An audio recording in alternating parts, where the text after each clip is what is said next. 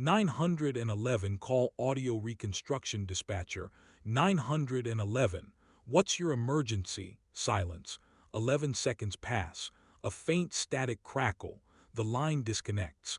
The call lasts exactly 11 seconds. No screaming, no whisper, no background noise, just an open line and then nothing. At first it looks like a system glitch, a misdial, another meaningless blip buried inside millions of emergency calls logged every year. But then someone notices the timestamp. The call was placed on October 14th at 11:58 p.m. That wouldn't be strange, except for one detail. According to official records, the man who made this call had been missing for exactly 1 year. Declared disappeared, presumed dead by some, forgotten by the system, and there's something even worse. The caller ID doesn't show an unknown number, it shows his own. Visual, a dark interface. White text on black, incoming call caller. Redacted number, redacted duration. 011 outgoing. Incoming, same number. A technical impossibility, because you can't call 911 from a phone that's been powered off for a year, and yet this one did. At the time of the call, there are no patrol units dispatched, no officers knocking on doors, no report sent to the family. The call is logged, archived, and quietly forgotten, until someone asks a question they were never supposed to ask. Why does a dead man still have a working phone? Ambient sound fades in, rain hitting a windshield. An officer sits alone in his cruiser, parked under a flickering streetlight. The rain is steady, not dramatic, just relentless. The kind of rain that makes everything feel heavier than it already is. On the dashboard, a laptop screen glows. A call log is open. The officer leans closer, because the number on the screen is one he recognizes. Not from tonight, not from last week, but from a case that was closed 12 months ago. The file reads, Case status, cold missing person. Adult male phone status, powered off, location unavailable. That line was always treated as fact, powered off, which means no GPS, no pings, no calls. So how did this call go through? From the very beginning, this case was built on assumptions. That the man left on his own, that he wanted to disappear, that if there was foul play, it left no evidence behind. But now, one silent phone call is threatening to undo all of it. Because silence can be louder than screaming, and sometimes saying nothing at all is the most deliberate choice a person can make. The dispatcher who took the call doesn't remember it. That's not suspicious. Dispatchers handle hundreds of calls a shift. Most of them blur together, but the system remembers. The system always remembers. The call wasn't spoofed. It wasn't rerouted. It wasn't flagged as an error. It passed through legitimate cell towers, authenticated by the carrier, logged as real, which leaves investigators with only two possibilities. Either the system is wrong, or someone is lying. And if someone is lying, then this isn't a missing person case anymore. It's something else, something intentional, something planned, because whoever placed that call knew exactly what they were doing. They didn't ask for help. They didn't explain. They didn't hang up immediately. They stayed on the line long enough to be recorded, long enough to exist, and then they vanished again. On paper, there was nothing unusual about him. Mid-30s, full-time job, no criminal record, no history of mental illness, no signs of financial distress. The kind of person investigators describe with a single phrase, low risk. He worked a stable schedule, paid his bills on time, and answered calls from his family almost every evening. Friends would later describe him as predictable, not boring, but consistent. He liked routines. Same coffee shop, same route home, same parking spot. People like that don't just disappear, especially not without preparation. In the weeks leading up to his disappearance, nothing stands out. No large withdrawals, no farewell messages, no sudden changes in behavior. His browser history shows normal activity, news, weather, sports. His email contains unfinished work threads. His calendar has future plans. If he was planning to leave his life behind, he didn't act like it. The last confirmed sighting happens at 9:41 p.m.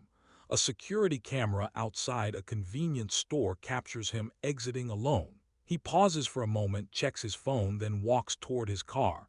His posture is relaxed, no rushing, no visible fear. This matters, because fear leaves fingerprints on the body.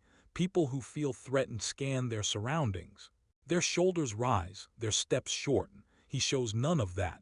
37 minutes later, his phone stops transmitting. Carrier records show a clean shutdown, not a crash, not a drained battery, powered off manually.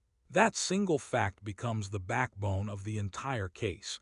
Investigators assume intent, because people who are abducted don't usually turn off their phones first, but intent cuts both ways. Turning off a phone doesn't mean you want to disappear forever. Sometimes it means you don't want to be tracked for a moment, and sometimes it means someone else is holding the device. Family members insist on one thing from the start. He wouldn't leave without telling someone, not his mother, not his sister, not them, and they're convincing. Grief often exaggerates memories, but certainty like this, calm, consistent, unshaken, usually comes from truth. In the early days, detectives quietly label him a person of interest in his own disappearance. It's procedural, not personal. Still, that label shapes everything that follows. Because once investigators believe a person chose to vanish, they stop looking for what took him and start looking for why he left. By the end of the first month, there is no body, no crime scene, no suspect. Just a man with a powered-off phone who, according to official records, would never make another call again. The timeline begins like any other workday. He clocks out on time. No overtime. No arguments with coworkers. Security footage shows him leaving the building alone, shoulders relaxed, phone in his right hand. At 7:12 p.m., his phone connects to a cell tower near his apartment. At 7:29 p.m., a food delivery app logs an order, the same meal he orders almost every Thursday. Routine, predictability, safety. At 8:46 p.m., he sends his last confirmed message, just 2 words, "On my way," no emoji, no punctuation. It's the kind of message you send when nothing is wrong. The weather that night is unremarkable, light rain, low visibility, cold but not uncomfortable. Streetlights reflect off wet asphalt, turning the road into a blurred mirror. The kind of night where sounds travel farther than usual. At 9:41 p.m., the convenience store camera captures him again. This becomes the final image investigators will ever have. He exits the store holding a small bag. He stops near the door, glances at his phone, and hesitates for less than a second. Not long enough to suggest fear, just long enough to suggest thought. Then he walks to his car. There is no footage of him leaving the parking lot. Not because the cameras malfunctioned, but because that angle was never covered. An early oversight, one that won't seem important until much later. At 10:18 p.m., his phone disconnects from the network. No struggle indicators. No erratic pings. No sudden movement between towers. Just a clean shutdown. Manual. Intentional. Investigators initially interpret this as a choice. People who plan to disappear often do this, they argue. Turn off the phone. Create distance. Buy time. But this theory quietly ignores something critical. People who plan disappearances usually prepare. They move money. They delete accounts. They erase digital footprints. He did none of that. At 11:03 p.m., a neighbor reports hearing a car door slam in the parking lot. They can't be sure it was his, and by the time officers arrive, there is nothing to see. No broken glass, no skid marks, no signs of a struggle. Just rain, washing the ground clean. By midnight, the night has swallowed him completely. No calls, no messages, no movement. And somewhere between routine and silence, a man vanishes without leaving behind a single piece of evidence that clearly says he was ever in danger. The missing person report is filed the next morning. Less than 12 hours after he fails to show up for work, his family contacts local police. Officers note the urgency. Adults are allowed to disappear, but this one doesn't feel voluntary. Still, procedure comes first. His name is entered into the system. A preliminary search radius is established. Patrol units canvass the immediate area. Nothing. Detectives begin with the obvious: friends, coworkers, recent contacts. No arguments, no threats, no signs of escalating conflict. Every interview ends the same way: confusion, not fear. Attention quickly shifts to the phone. Carrier records confirm what everyone already suspects. The device was powered off manually at 10:18 p.m. No location data after that. No emergency pings. No attempt to reconnect. Detectives request deeper records through an affidavit, hoping for tower anomalies or partial signals. The response is clean, too clean. By day 3, the tone of the investigation changes. Without a crime scene or a body, resources become limited. The DA's office is notified, but there is nothing to prosecute. No probable cause. No suspect. Unofficially, the case is labeled voluntary disappearance. That label carries weight. Once it's applied, urgency fades. Search efforts slow. Press coverage dries up. Tips stop coming in. The family notices the shift immediately. Phone calls go unanswered longer. Updates become shorter. Hope becomes conditional. Inside the department, the case is quietly downgraded. A single detective is assigned to manage incoming information, mostly noise. Sightings that go nowhere. Rumors with no source. Months pass. The most damaging assumption is never written down: that if something violent had happened, evidence would have surfaced by now. But violence doesn't always announce itself.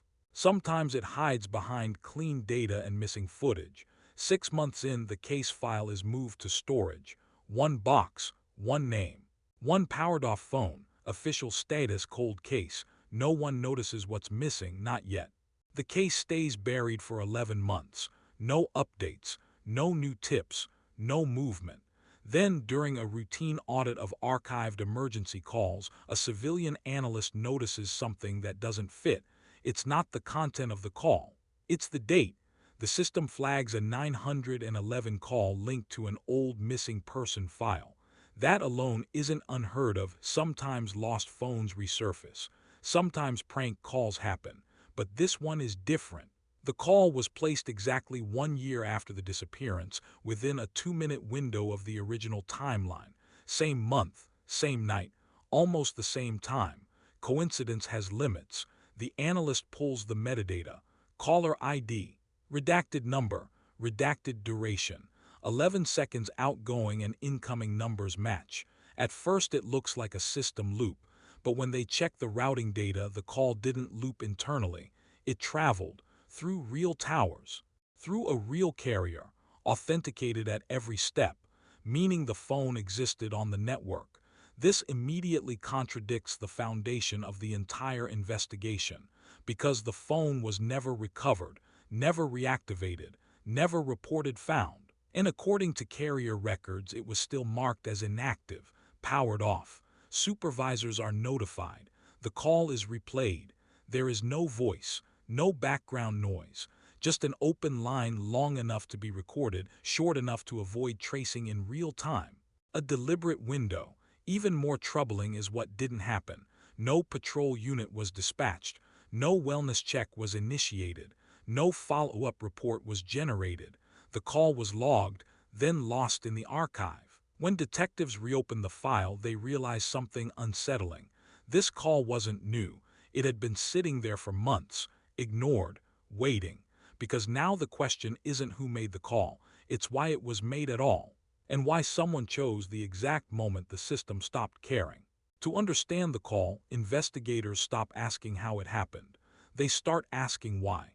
Because calling 911 and saying nothing is not neutral behavior, it's a choice. Behavioral analysts point out a key detail. If this were a prank, the caller would likely hang up immediately.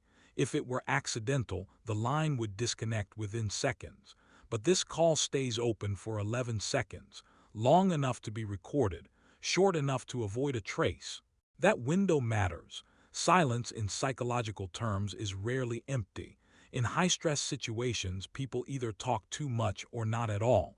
Complete silence can signal fear, control, or coercion. Sometimes it means the caller can't speak. Other times it means they're not allowed to. Analysts also focus on timing. The call is placed late at night when staffing is minimal and response times are slower. It mirrors the original disappearance window almost exactly. That suggests planning, memory, intent. Then there's the number itself.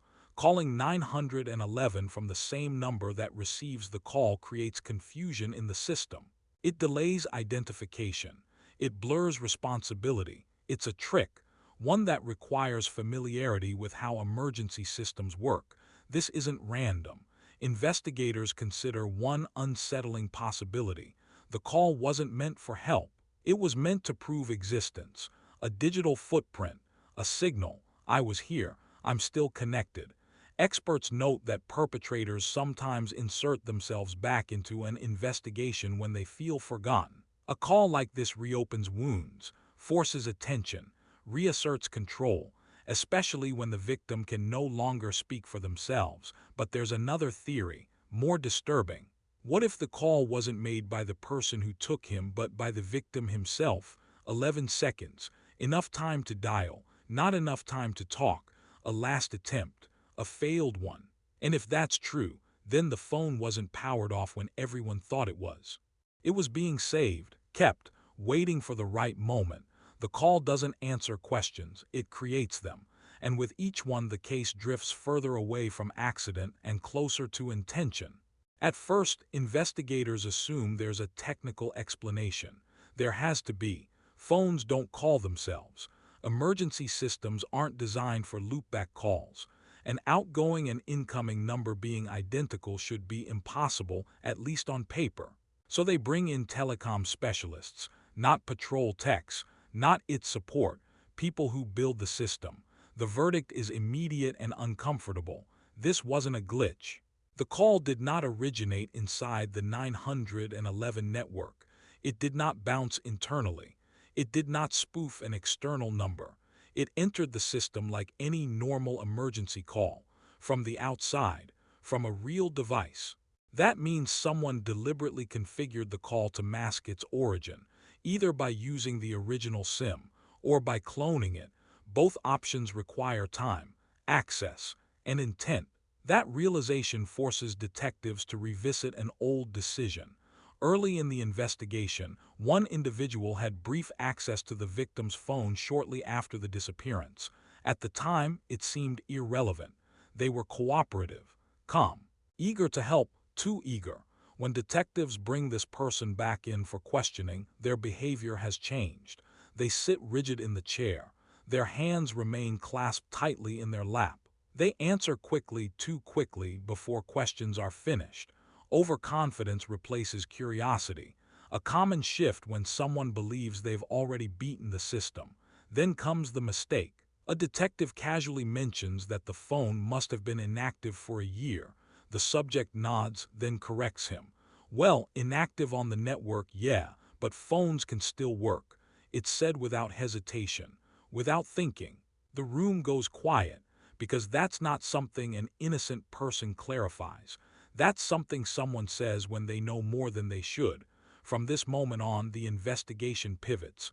The call is no longer a mystery. It's a message. A reminder. Someone wanted law enforcement to know the phone was never gone, just hidden. And whoever made that call wasn't asking for help. They were testing the system to see if anyone was still paying attention. The interrogation room is small, fluorescent lights flickering overhead. A single table, 2 chairs. Detectives sit opposite the subject, files stacked neatly to their right, a recorder blinking quietly between them. Miranda rights are read slowly, deliberately. Every word sinks in. You have the right to remain silent. Anything you say can and will be used against you in a court of law. The subject nods, expression neutral, calm, controlled. At first, the conversation is superficial. Detectives ask about the victim's habits, last known location, his phone. Answers are short, precise, but body language tells another story.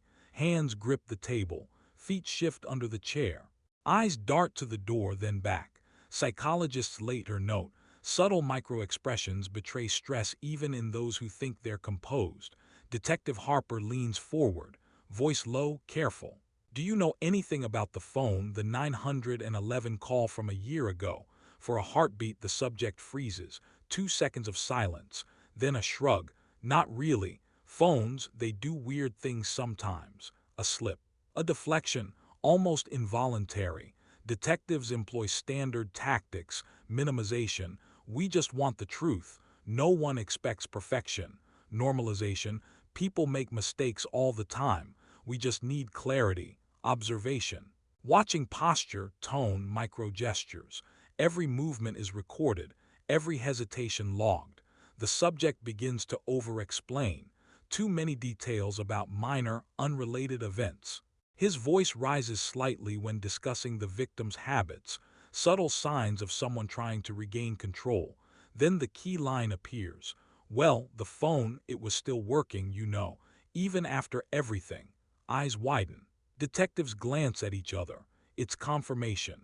Not of guilt necessarily, but of knowledge beyond what an innocent person should have. For the next 45 minutes, silence and words clash. Every pause is scrutinized. Every phrase is decoded. Micro-expressions analyzed in real time. By the end, detectives are no longer questioning if the subject is involved. They're questioning what the subject is capable of, because in this room, words are weapons, and silence is a confession in disguise. What the evidence could and couldn't prove when the case finally reaches the DA, it's a tangle of circumstantial evidence and unanswered questions. There is no body, no crime scene, no eyewitness to a struggle. Yet the 911 call, the phone records, and the subject's statements during interrogation create a web that can't be ignored. Prosecutors consider multiple charges. Obstruction of justice for tampering with evidence or withholding information. Evidence tampering for manipulating the victim's phone. Premeditated murder, the most serious but hardest to prove without a body. The trial begins with the phone records as the centerpiece. Towers, timestamps, call logs, digital footprints that suggest planning, control, and knowledge. Defense attorneys argue technical impossibility. They claim network errors, phantom calls, and coincidences. They challenge every interpretation of silence as evidence. In the courtroom, tension is palpable. The family watches quietly, clutching each other's hands. Detectives sit stiffly, reviewing notes. The DA's team presents psychological analyses of the suspect, microexpressions, hesitations, and verbal slips to show intent. Witnesses testify to the victim's predictable routines. Experts discuss the improbability of an accidental disappearance. After hours of testimony, the jury deliberates. They face a dilemma: convict without a body or allow uncertainty to dictate justice. It's a classic cold case challenge. Verdict arrives, partial, frustrating. The subject is found guilty on lesser charges, obstruction and evidence tampering. The murder charge is dismissed due to lack of physical proof. Family relief is mixed with anguish. Justice exists but not fully. Closure remains elusive. Outside the courtroom, detectives reflect on the limits of evidence. Technology can both reveal and conceal truth. Microexpressions and behavioral analysis can guide investigations, but they cannot substitute for concrete proof. And yet, the case leaves a lasting lesson. Even silence, a quiet, 11-second call, can speak louder than words. Because in criminal investigations, the absence of evidence is not always the absence of a story. Years have passed since the trial. The subject serves time for obstruction and evidence tampering. The murder charge was never resolved. No body has ever been found.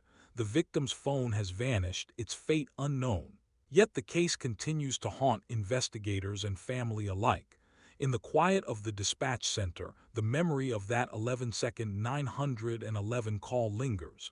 Even years later, it sits in the archives, untouched, unexplained. Technicians occasionally review it, part of routine audits. It is verified, authentic, still impossible. Family members keep photographs of him on shelves and mantels. They speak of him in present tense, as if the gap of a year or 10 cannot erase his presence. Yet every time they hear a distant siren, a familiar number, or a ring tone, they wonder, Was he trying to reach out? Investigators have written reports, debriefed, and filed case notes. They've documented every call, every micro-expression, every anomaly. Yet no one knows the full truth. Not the system, not the family, not even the person who manipulated the phone. The unanswered questions remain. Who truly placed the call? Was it a warning, a confession, or simply a cruel trick by someone who knew the limits of the law and human perception? What is clear is this: some cases leave traces that are not physical. They leave echoes in memory, digital ghosts, the knowledge that something somewhere exists beyond explanation. And the call, it still exists in the records, waiting, silent. A reminder that some voices can speak even when they do not say a word, because in the world of true crime, not all mysteries are solved. Some linger, some taunt, and some never end.